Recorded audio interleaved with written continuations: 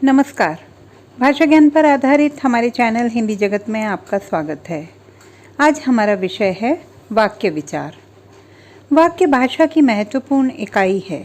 यह तो आप जानते ही हैं कि वर्णों के मेल से शब्द और शब्दों के मेल से वाक्य बनते हैं।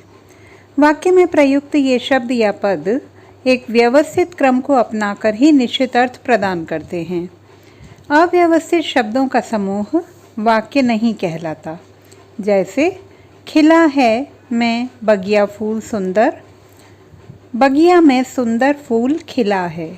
ध्यान दीजिए, यहाँ पहली पंक्ति में वे सभी शब्द हैं जिनका प्रयोग दूसरी पंक्ति में किया गया है, परंतु पहली पंक्ति में शब्दों का समूह अपने अव्यवस्थित क्रम के कारण अर्थहीन है, उसे वाक्य नहीं कहा जा सकता। जबकि दूसरी पंक्ति अपने व्यवस्थित क्रम के कारण अर्थपूर्ण वाक्य है। इस आधार पर वाक्य को परिभाषित करते हुए कह सकते हैं कि शब्दों का व्यवस्थित एवं सार्थक समूह जो किसी भाव अथवा विचार को पूर्णतः स्पष्ट करने में सक्षम हो, वाक्य कहलाता है। जैसे भारतीय संस्कृति अत्यंत प्राचीन है। यह एक अर्थपूर्ण वाक्य है।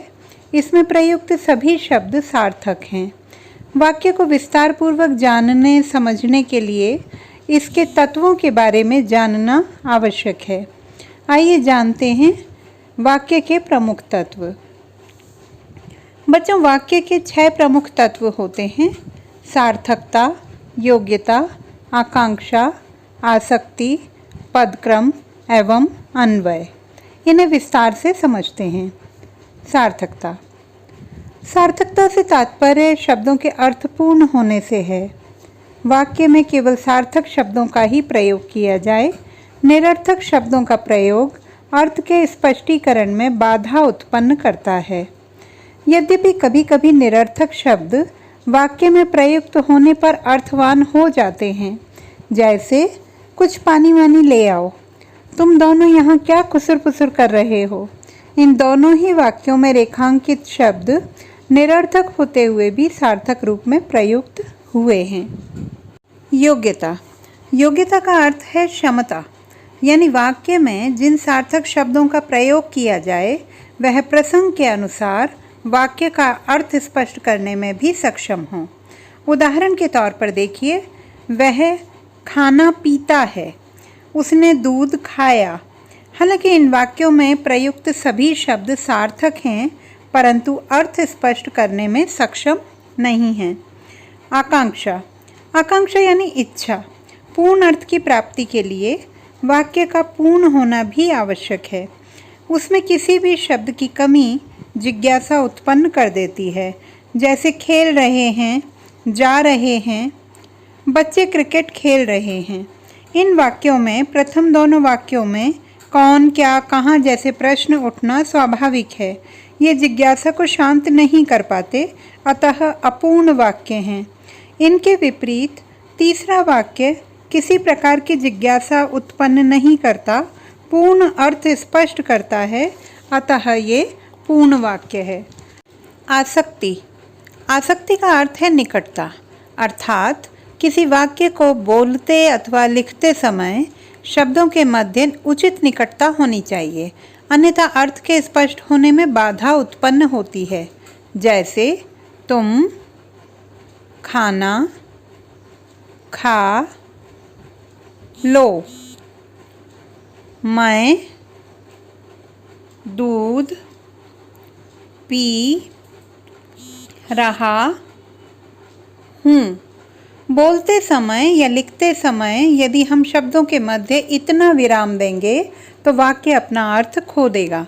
यहाँ ध्यान रखें कि आवश्यकतानुसार विराम चिन्हों का प्रयोग भी पूरी तरह अपेक्षित है। पदक्रम।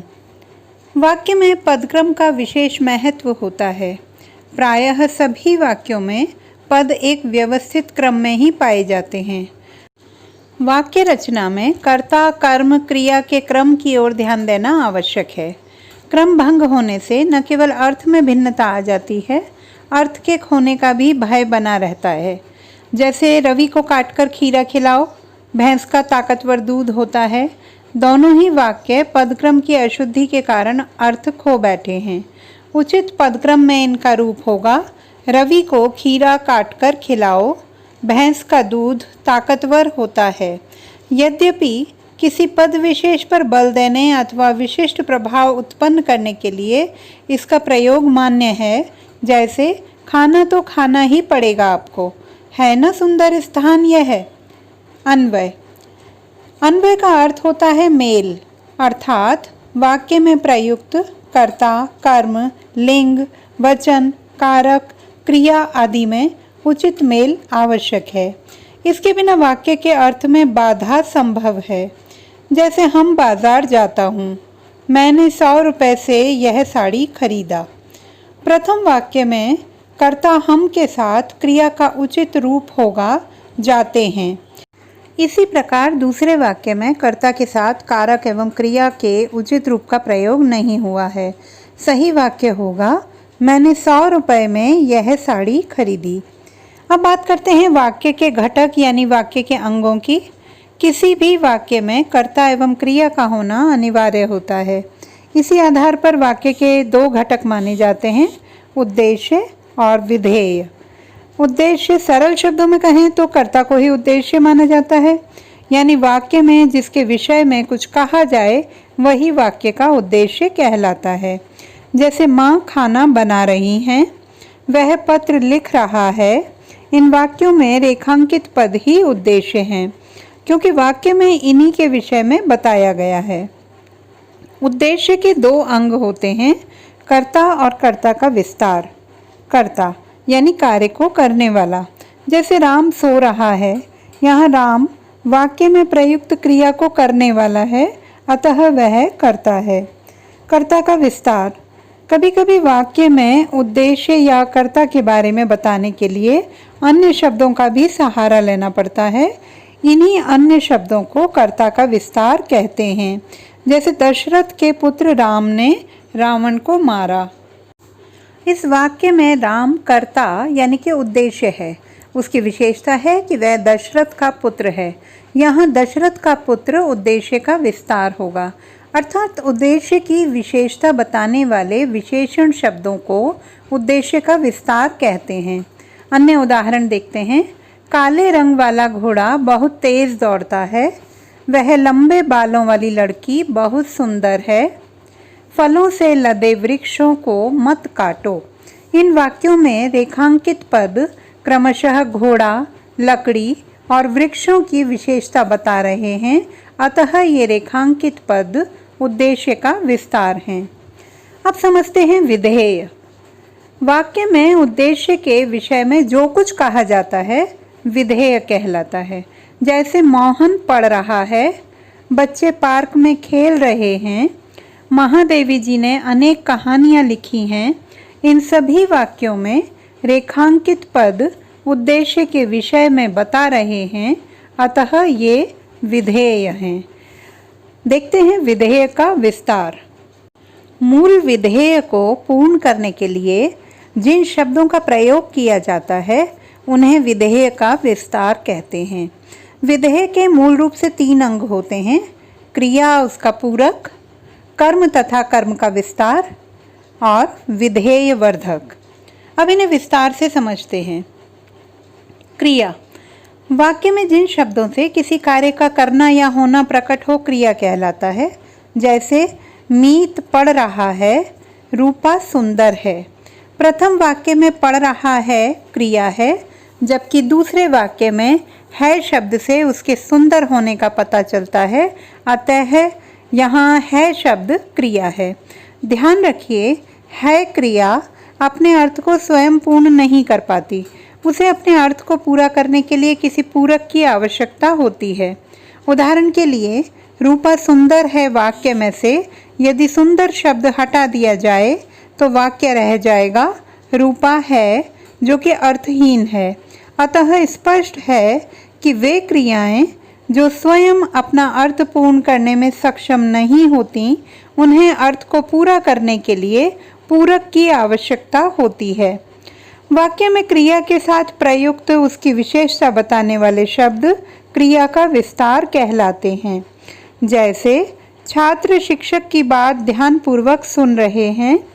इस वाक्य में सुन रहे हैं क्रिया है तथा ध्यानपूर्वक क्रियापद की विशेषता को बता रहा है, यानी ध्यानपूर्वक क्रिया का विस्तार है। अब देखते हैं विधेय का दूसरा अंग यानी कि कर्म। वाक्य में जिस शब्द पर क्रिया के व्यापार का फल पड़ता है वह कर्म कहलाता है। वाक्य में क्या, किसे, किसको प्रश्न करने पर प्राप्त उत्तर ही कर्म होता है।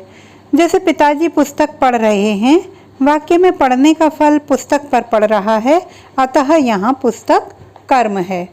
कई बार वाक्य में कर्म के साथ कुछ ऐसे शब्द भी प्रयुक्त होते हैं जो कर्म के संबंध में कुछ अधिक जानकारी प्रदान करते हैं। ऐसे शब्दों को कर्म का विस्तार कहा जाता है। जैसे रमा ने हिंदी की कुछ पुस्तकें खरीदी। इस वाक्य में हिंदी की कुछ पद कर्म पुस्तक के बारे में विशेष जानकारी दे रहा है, अतः इसे कर्म का विस्तार कहा जाएगा। तीसरा अंग है विधेय वर्धक। वाक्य के विधेय में से क्रिया, क्रिया का पूरक, क्रिया का विस्तार, कर्म, कर्म का विस्तार अलग करने के बाद जो शेष बचता है विधेय वर्धक कहलाता है। जैसे कमर में दर्द होने के कारण बूढ़ा आदमी धीरे धीरे चल रहा है। इस वाक्य में बूढ़ा आदमी उद्देश्य है, धीरे धीरे चल रहा है क्रिया और उसका विस्तार है। यहाँ कर्म का अभाव है तो शेष बचा कमर में दर्द होने के कारण, यही यहाँ विधेयवर्धक होगा। कई बार कर्ता के साथ कुछ ऐसे शब्दों का भी प्रयोग होता है जिनका कर्ता से सीधा संबंध नहीं होता। ऐसे में उन्हें भी विधेयवर्धक ही माना जाता है। जैसे धूप तेज होने पर सभी बच्चे अपने अपने घर चले गए। इस वाक्य में तेज धूप होने पर पद का कर्ता से सीधा संबंध नहीं है, न ही वे कर्ता के संबंध में कोई जानकारी दे रहे हैं, अतः उन्हें विधेयवर्धक माना जाएगा। वाक्य में प्रयुक्त सभी पदों को अलग अलग करके लिखना वाक्य विश्लेषण कहलाता है। इसे वाक्य विग्रह भी कहा जाता है। वाक्य का विवेचन मुख्यतः दो आधारों पर किया जाता है, अर्थ के आधार पर एवं रचना के आधार पर। बच्चों, वाक्य के भेदों की विस्तार पूर्वक जानकारी हमारे वीडियोस वाक्य भेद अर्थ के आधार पर एवं वाक्य भेद रचना के आधार पर में दी गई है। इन्हें देखना ना भूलें। व्याकरण संबंधी समस्याओं के निराकरण हेतु बने रहिए हिंदी जगत सुनीता भटनागर के साथ। आपका दिन शुभ हो।